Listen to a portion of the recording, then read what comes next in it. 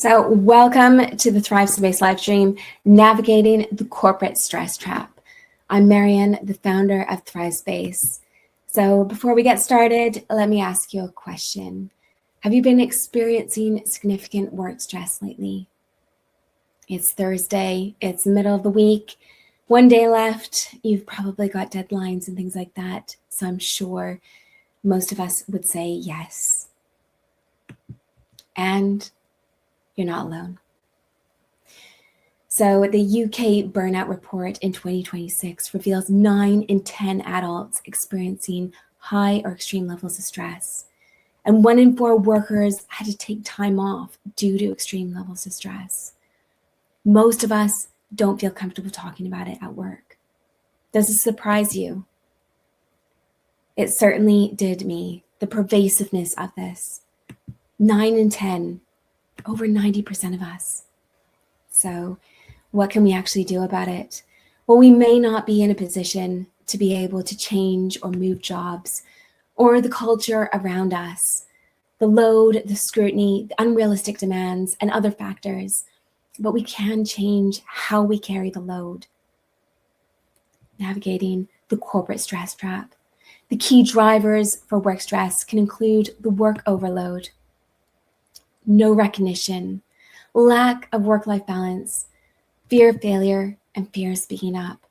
There were times in my career where I felt all of these. But how about you? Let's take a poll. Which of these are most significant for you these days? As I said, I've experienced all of these at one point in time, and I think it can come in phases depending on the type of environment that we have. So it's all dependent on the type of environment, how we feel, how confident we feel, the psychological safety, and the people that surround us at work. Do we feel safe talking to them, speaking up in certain rooms, but not others? So it's all good. I think there's a combination of factors and a combination of these drivers as to what's really causing our stress. Of course, there will be others. And these are the ones that I'm focused on today. So I'll be sharing what I've learned and I suppose what I've embedded to help me counter these stress triggers. So that's what we're going to do. Just take that away. So to many, I suppose I've had a successful career. As I mentioned, I'm Marianne. I've had over 20 years, or actually almost 20 years in the corporate sector working for the Big Four. I left to start Thrive Space. And as I said, many would see my career as successful because I was guiding a lot of senior management of some of the largest global companies, getting them financing to keep their doors open, navigating system failures and regulatory issues for partners and senior management from all over the world, the problem solver behind the scenes that no one hears about. But the toll was significant. There was one instance where I was sitting in the office as a manager and my senior associate suddenly fainted. They took a quick nap and returned to work. The senior manager across from me simply nodded, unfazed. This had become normal. I was working 20-hour days. In any healthy environment, someone fainting would be a signal, a clear signal to stop, to go home, to rest. But this wasn't a normal project. And I was on autopilot, numb. My stress didn't show up in normal ways, but my body was shouting for relief. My memory slipped and my productivity dropped. I kept pushing anyway, fueled by determination and the belief that this is what it took to advance. Well-being activities felt like a luxury. How was I supposed to fit in the gym and yoga when I could only get a couple of hours of sleep? It seemed impossible to have any type of work-life balance. It felt like leadership didn't even care. If I could have done things differently to improve my well-being in this environment, there's likely an opportunity for you to improve your well-being in the environment that you're facing now. So what would I do differently to manage the stress and improve my well-being in that type of environment? Well, first, clearly, the work overload. My example of 20-hour days is extreme, but the work overload is not unique. We're living in a world where there's more work, and yet we still only have 24 hours in the day. Today, over 50% of workers are reporting increasing workloads, and it feels like it's endless. Everyone's pushing work onto us, and our papers just mount on our desks. The emails don't stop coming, and the expectations, demands of our time just keep increasing. This doesn't surprise me. When I started my career, a simple audit file had about 20 procedures, and I'm not that old for some. Fast forward 20 years or thereabouts, and this is now 400 procedures, each with sub-layers of documentation. Expectations have skyrocketed. Staffing hasn't, and the number of hours in a day definitely hasn't. So it's no surprise that stress levels are rising. Rushing through each procedure means our understanding of it is less.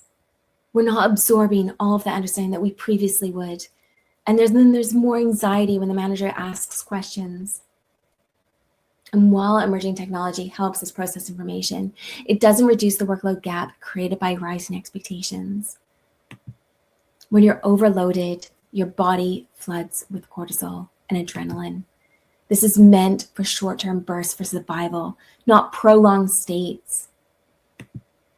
Chronic stress also lowers serotonin and dopamine, leading to emotional swings and low motivation. So what can we do? Workload boundaries.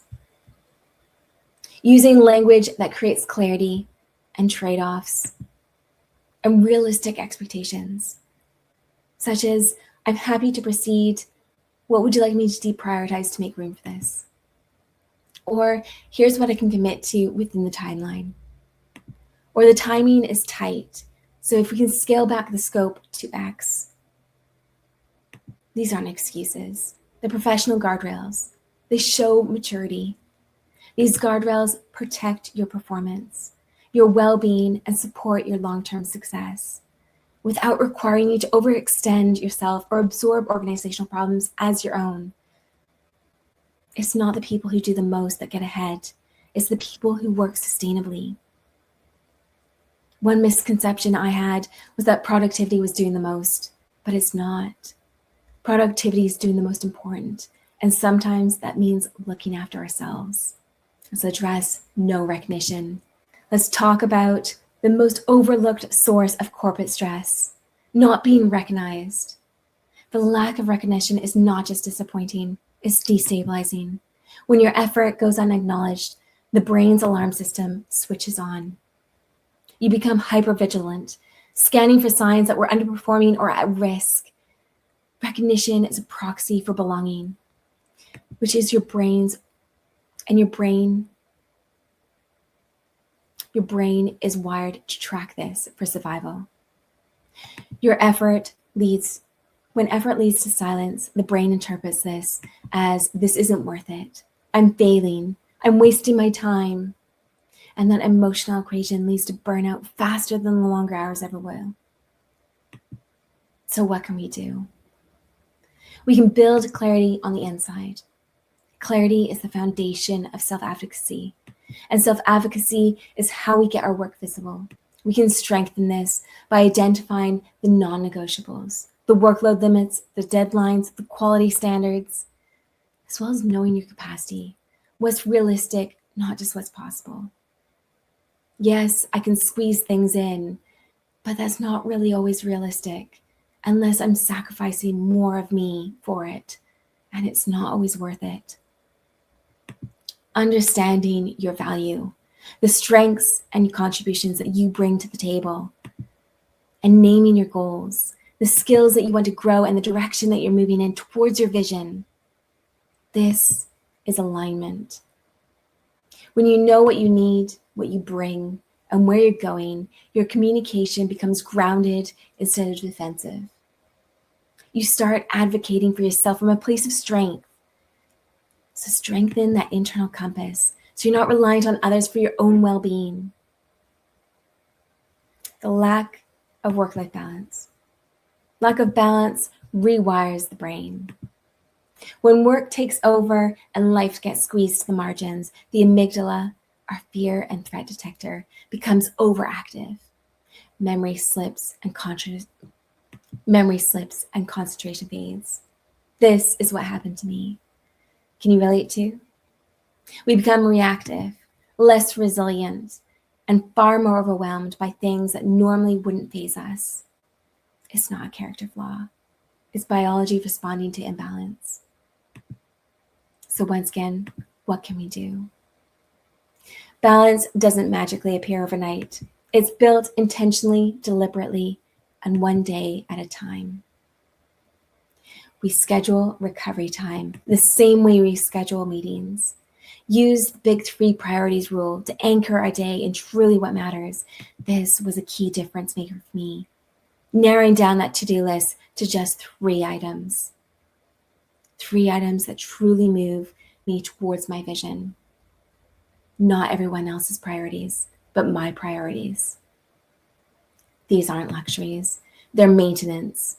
Structuring your day removes constant decision-making, turns healthy habits into automatic routines, and gives you the clear focus.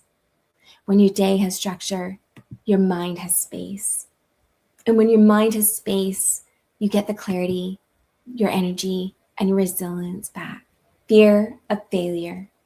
The stress we don't talk about. When the fear of failure takes over, it sends a signal to the amygdala, the part of the brain that's wired for survival. The message is simple and relentless. Your future is at risk. Stay vigilant. Your future is at risk. Stay vigilant. You start constantly scanning for mistakes, overthinking decisions, and slipping into perfectionism. You can feel exhausted even when you haven't moved because your nervous system is stuck in the on mode. No recovery, no reset, just survival.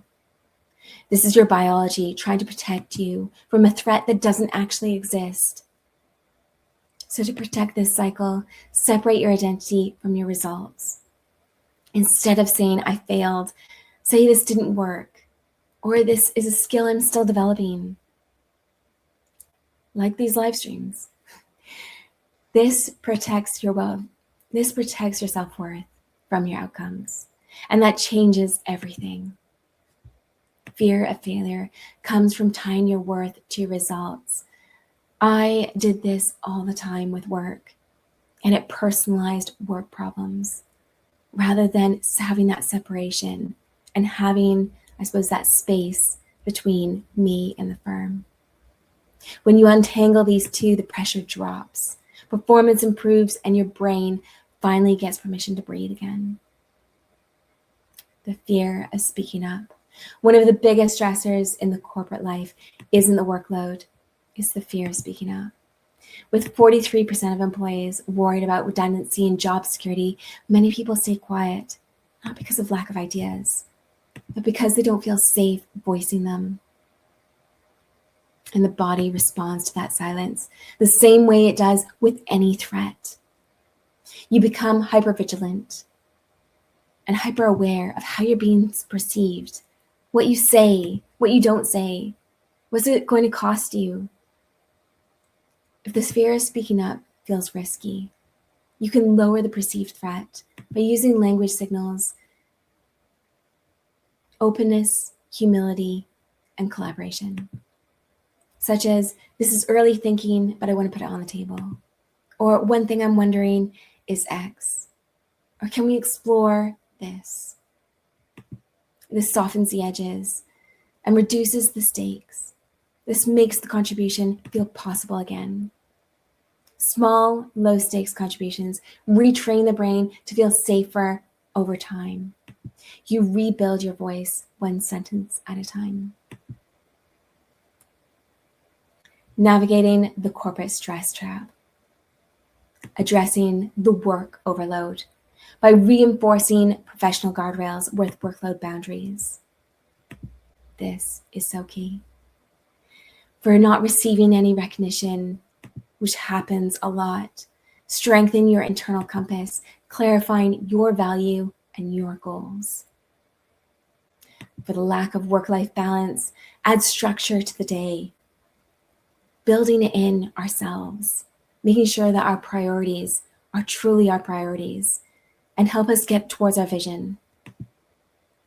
For the fear of failure, separate your identity from work, depersonalizing issues that come up. And for fear of speaking up, focus on framing the message.